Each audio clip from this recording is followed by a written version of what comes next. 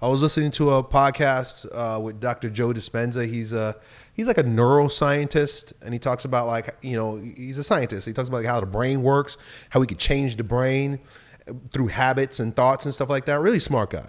But he was talking in terms of, when we're trying to aim for more in life, we're trying to be better in life. And he's talking about, like preparing your brain for growth, more money, better relationships, better health, right? All these things. But, before you do all that, you have to get rid of the bad stuff first. He's like, you can't go on that journey if you're still, stuck in vice, if you're still stuck on addiction. And it made so much sense to me because, of course, that's what I preach all the time here. I'm like, fellas, hold up.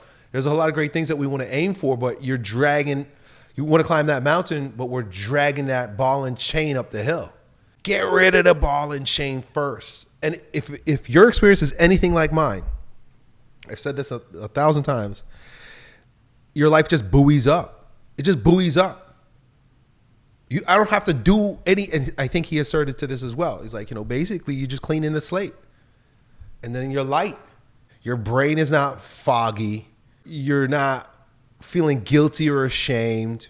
Your emotions are ordered. You have congruency between your thoughts, your words, and your deeds. So there's integrity. You're basically lining yourself up to take off. If you're crooked, if you're disjointed, if you're out of order, if you're disordered, you can't take off. Think about like an airplane with like a crooked wing, or like there's malfunctions in the engine. It doesn't matter. You got to fix that shit first before you're gonna go take that thing for a ride. And also, Joe Dispenza talked about this also too. He says a lot of things that I talk about. He said you got to sit in the discomfort with the goal of what's on the other side of it. And sometimes that's hard because you know what? Getting high is so fun. Oh.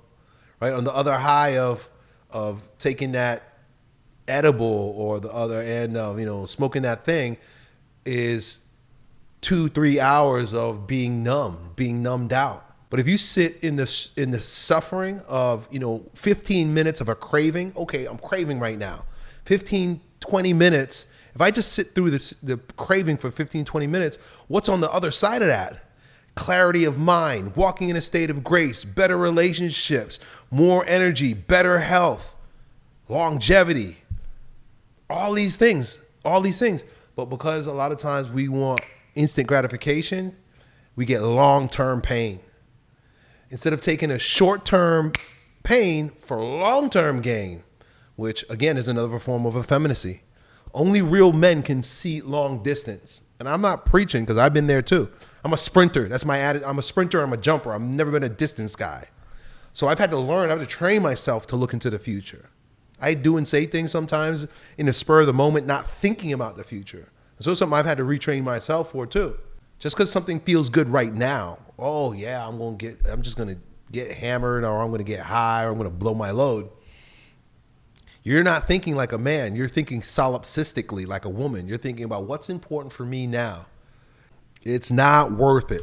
Just keep reminding yourself it's not worth it. And what's on the other end? A stronger, smarter, better version of yourself. Porn.